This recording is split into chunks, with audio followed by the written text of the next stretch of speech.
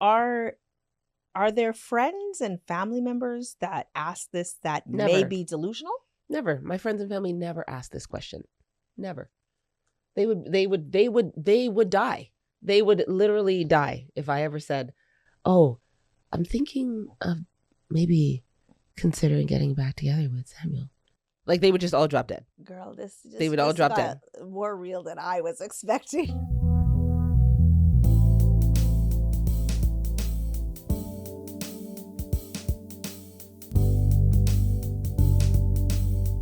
I can't remember whose idea was it to do the podcast, to start this podcast. So I have another relationship series podcast or conversation thing that I do. Mm-hmm. And initially I was doing an episode on divorce. Mm-hmm. And Samuel had he had reached out for something, and I said, "Hey, you should come on my divorce episode." Mm-hmm. And then I was like, "Oh, it'd be really cool to like, do a podcast or whatever." And he was just like, "Ha ha ha, very funny." It is funny. And I was like, "Yeah, okay. Anyways, are you gonna come? Okay, like show up if you want to show up." So it was kind of a flippant, sarcastic idea, but yeah. This is like Black women being ambitious. Hey, you know what? I'm doing this thing. Yeah. Why don't you come? It'll be great. We'll get on And there. then, they're like, oh shit, what are we doing? So yes, because here I am now. Yeah. And initially, like, there's a passion, there's a true desire. Like, yes. Oh my goodness, people have been through what I've been through, and it's hard. What is the saying that you guys say in the beginning of your episode? Oh, our marriage didn't work, but maybe our podcast will. But will it? Right. But will it? We don't know. This podcast is highly triggering at times. Girl, like, I don't know how you do it. It's one of the reasons I've literally like, okay, I'm gonna take her down this path, but I really want to ask her, like, do you regret doing this podcast? Like, what goes on in your mind? Wait, before you answer, like, I have 10 questions for you. I love it. Like, you guys regrets. literally prepare the topics, and that only came out this weekend to me. Mm-hmm. Right? Well, because obviously you guys are preparing some of it, and like there's questions and your host, but it was more about you said on the either on camera or off camera, oh yeah, like when we're going through it, we're talking about things, and I'm thinking, wait, you're not giving examples on the podcast, like that many examples on the podcast. That means that when you're planning, you're actually like, yeah, but remember when you did this? And at least that's how I envision it. Again, this is my imagination, right? You're like, but wait, yeah, you remember when you did this? Yeah. And then you hang up. You hang up. At least my mind's like, I am trying my best. I was like, Shereen, when you get on this podcast, you do not cuss. You do not. You try to keep your mouth good. But I would hang up and be like, and he did this. And I remember when he did this. And he don't want me talking about that on the pod. And it doesn't have to be down that road completely, but the thoughts and the memories and the reflections happen based on the topics that you're about to talk about. But not all of that actually comes out. No, I think there's a clear focus for what we're doing. So we have a purpose for being here and for having these conversations. Right. And we're very clear on what that is. This is not like hashing out things, accusations, blamings. Like, it's none of that. Yeah.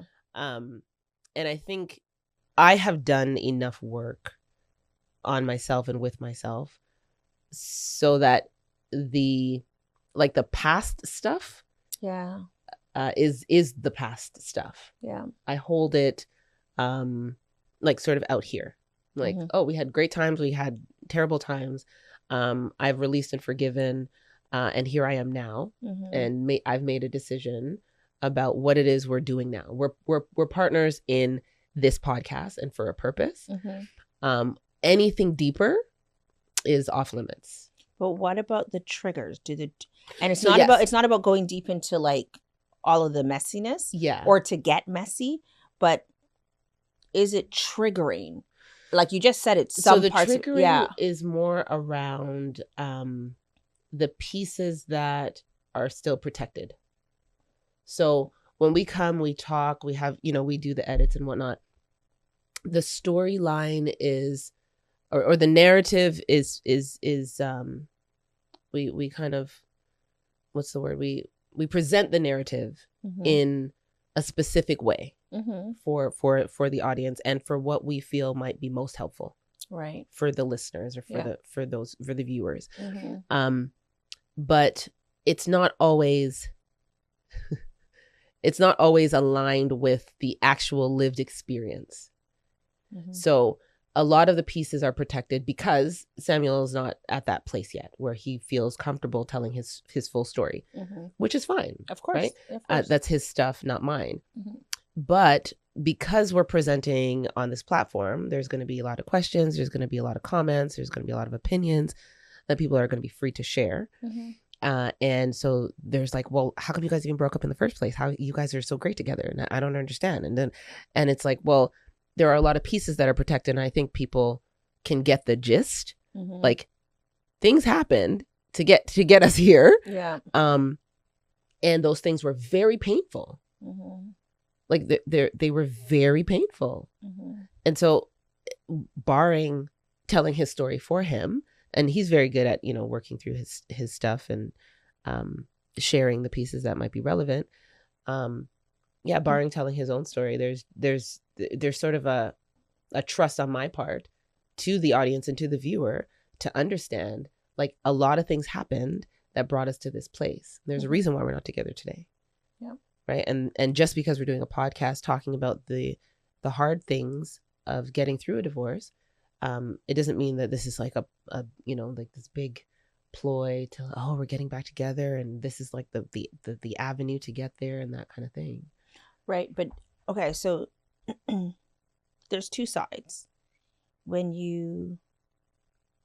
Because I've seen somebody ask that, right? Like, there's two sides. There's, are you triggered and it's a reminder? I mean, you've gone through this process. It's been 10 years, but still, you're living things today. As you say, you're still impacted today. But when you're on the podcast or when you're planning for the podcast or when you walk away from the cameras and the lights and everything, are there moments that is still like, damn, like it just hits again? Or are there also moments that's like part of the morning or like the questions like, should we have stayed together? Like, does any of that come up? The questions of should we have stayed together? No, never. Mourning and like grieving what could have been in terms of like my marriage story. Yeah. Yes. Obviously that's not the way I wanted things to turn out. And so I encounter people today who've been married for 10, 20 years. And I'm like, man, like that would be so cool to like rock it out, work it out with somebody for that amount of time and build a life together. Yeah. So I grieve in terms of like the marriage story, not in terms of the person. Yeah. Like there's no part of me that's like, oh my goodness, like I wish he wasn't the person he is or didn't do what he did. Yeah. Not really like that. There's a sense of, and maybe I can clarify the triggering piece. Yeah. So the triggering piece is not about what happened in the marriage. The triggering piece is more about where we are now. So around like the protected pieces of the story,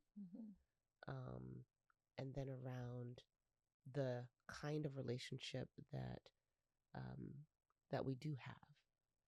And so my approach to this is we're here doing work. And I'm not interested in anything else or anything deeper. We're not friends. We don't need to be friends. We're not, we don't need to go out and have a drink or whatever. We don't need to pray together. And you know what I mean? Like that's not the kind of relationship we have now. And I'm very clear on that. Like I don't need him to play any kind of significant role in my life. I have great friends. Yeah. I have great family members. I have a lot of men who are very interested in, pursuing and a lot more after this conversation. you know. Yeah. Anybody want to put a ring? No, I'm just kidding. I'm kidding. Yeah, they're gonna have to come through me because I gotta check them out. Like we're gonna have to sit here, because I'm gonna ask those questions. I'm gonna defer because clearly my decision making skills. No, they've improved over the years. I promise you that. I promise you that. Yeah. The only person you need to promise is yourself. Indeed, they've they've definitely improved. But I think the idea for me is recognizing that I want and need a specific partner in this process. Yeah. And I'm okay with just that. And I'm not willing or open to revisiting anything else. I know people say never.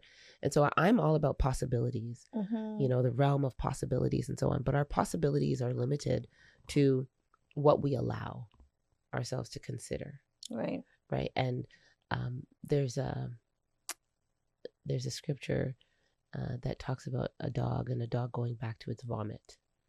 Right. So something that it's already upchucked. Or gotten out of their system. Yeah. And the idea of going back to it sounds strange. It's like, why are you? That's such a terrible scripture. I know it is. It's kind of graphic, but yeah. But the truth is, like, if there's something that you have walked away from, there's a reason why you walked away from it. Yeah. And things have not changed so much or so drastically that I'm willing to revisit it in terms of the fact that, like, it's a new situation. Yeah. No, absolutely not. Like yeah. You know what I mean? Like he's off the radar. Out of all the millions of people, like there are thousands there's of also other matches. there's like tons of people on this planet that right. And like, you travel so you can meet your man anywhere. Absolutely. Literally. As long as we already know you need a passport. So you don't have You need a passport. You don't have a passport. Like that is a requirement. Definitely not in the runnings of and it can't be expired, just to be clear. Oh my goodness. There's like basics here. Expired passport? Girl, that would be like my prison. Like at this point you should have like, what's the one, the Nexus. Absolutely. You need global entry. Because Nexus. You waiting in that long line when and I'm gone Jen already? Is like in the lounge. No. That wouldn't work. We need to be equally yoked. Yeah. Get your Nexus together. Yeah, absolutely. I'm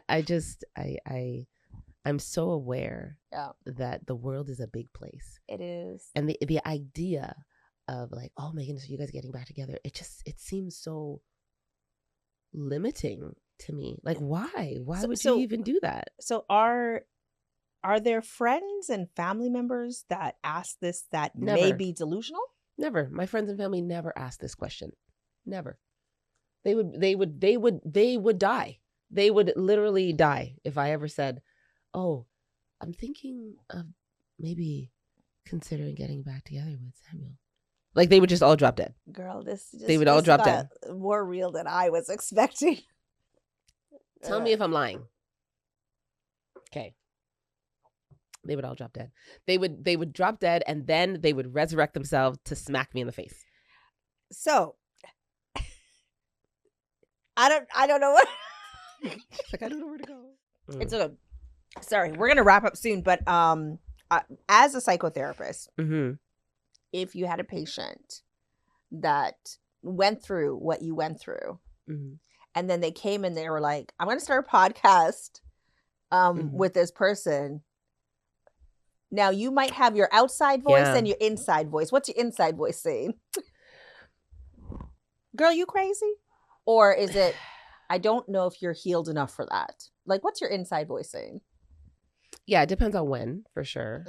When they... If they're you. It's if you. They're me. It's not you, but it's you. You know what I mean? Me speaking to me. I love that. I would have... She totally needs a whole segment for that. I would have confidence in me and my decision at that time because I know me. Yeah. Like there was once a time where I'm not delusional and I'm not desperate. Yeah. So I would be able to say, okay, so what's the point of this? Yeah. Like, what is it? What is the hope here that you have? Because I know there's something deeper than just having conversations with this person. And it can't be a love and relationship thing because you've already moved on. Like what, you know what I mean?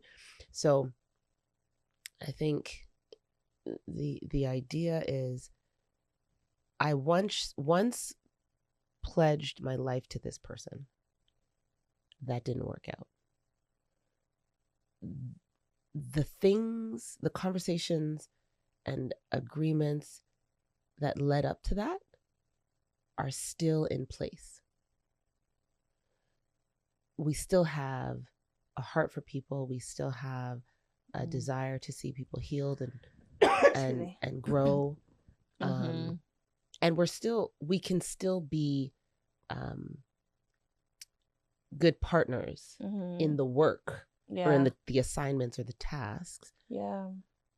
Without the other stuff, like the relational aspects of things, getting in the way. So I would say, well, great. Good on you. Project management. Yeah. Right? Yeah. Just be mindful. Yeah. And not be mindful, because I don't need to be mindful of me. I need to be mindful of him. Because I know his mindset, and he's been very clear and open, sharing with me some of his heart, and even some of his hope for where this could go, and relationally speaking, not professionally speaking. So I have to be mindful of him, and I have to consistently be clear.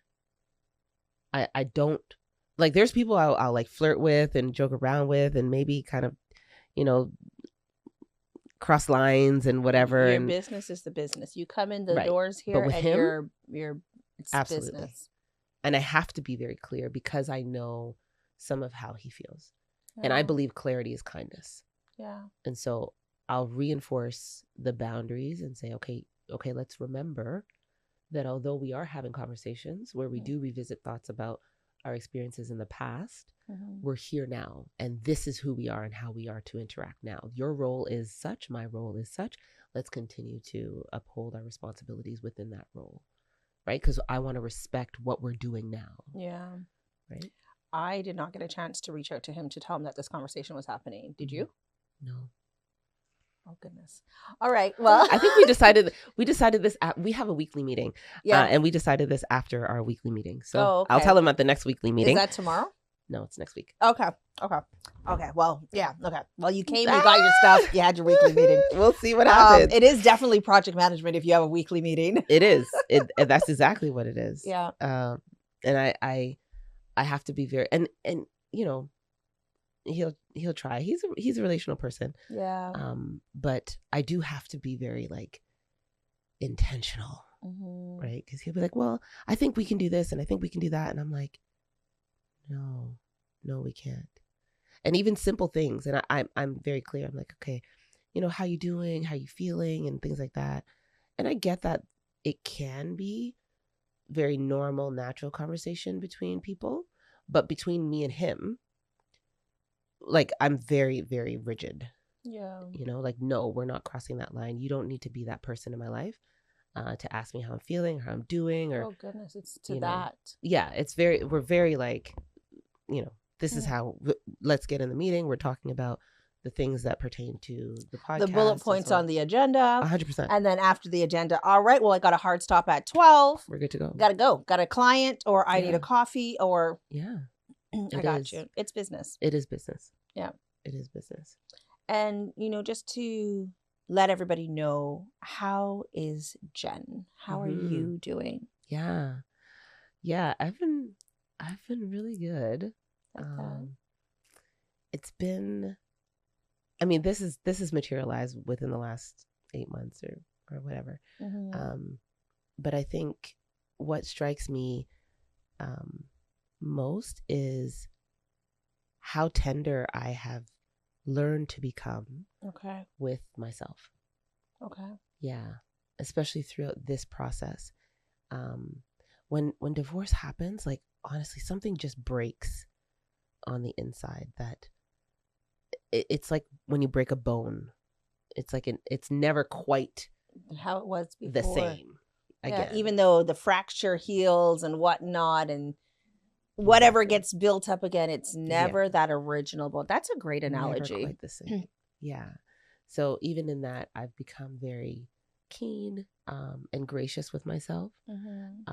In a lot of these things, a lot of these triggers, a lot of these realizations, a lot of these emotions come up in dating contexts, right? And so if I'm interacting with a male and he does something and I'm that reminds me of like, you know, but I'm aware of it now and I'll give myself the space. Whereas before I was like, oh, you need to just get over it. You need to move on with your life. And yeah. Like, that's so silly. Yeah, it's not real. It's not real. Yeah. And I see people all the time.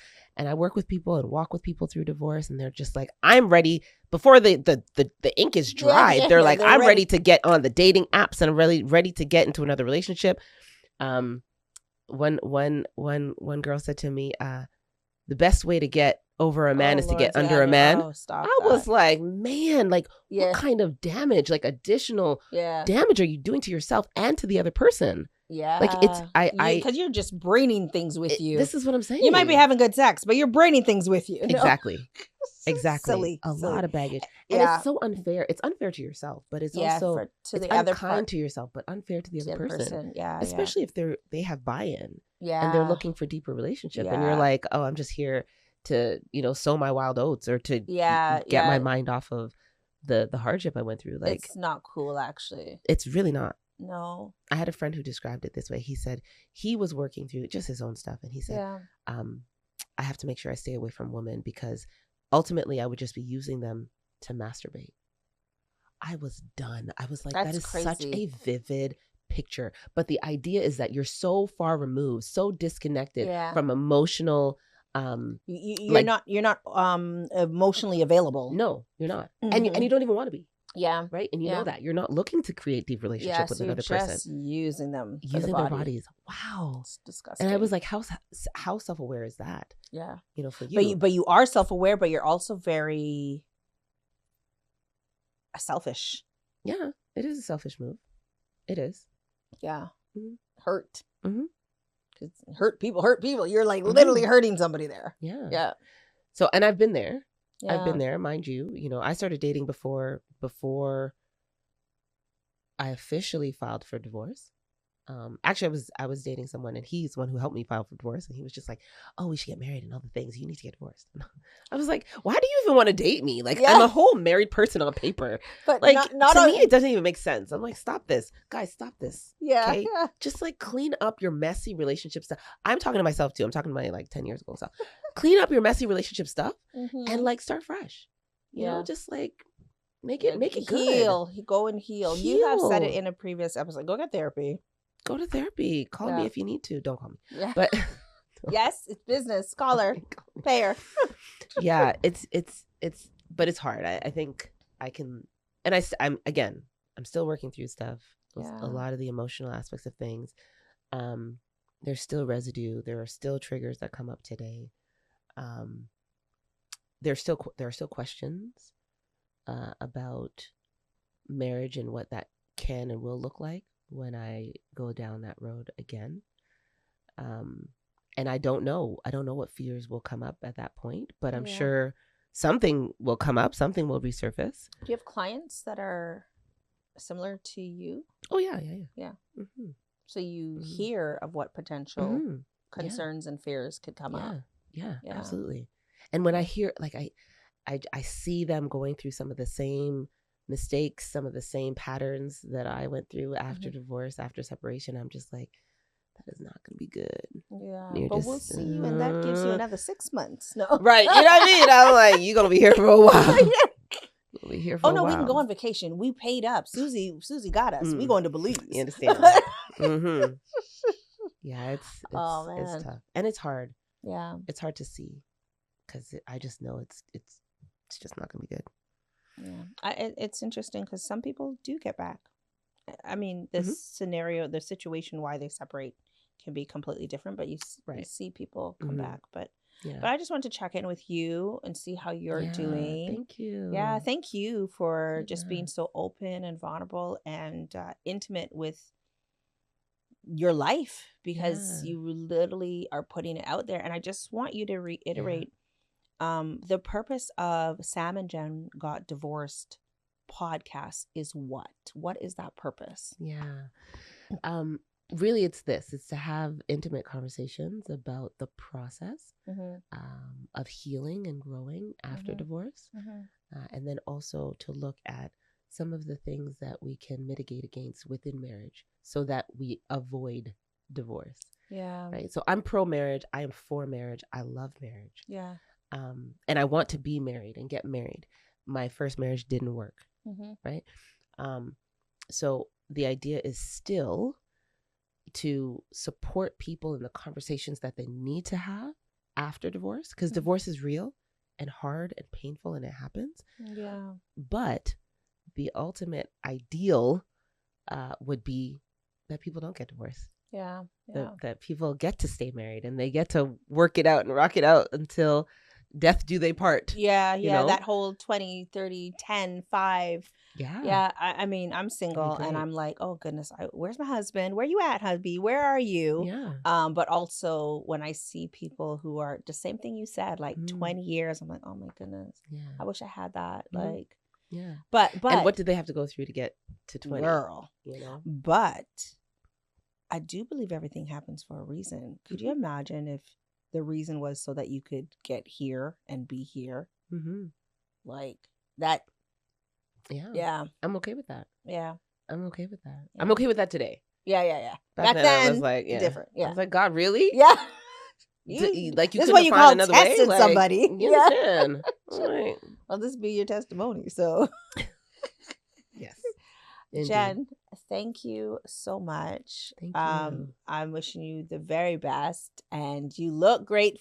I like to say, as long as you look great, smell great, feel great, but and you're all the things. You're all the things. And I love that you're just living your life the way you want to live it.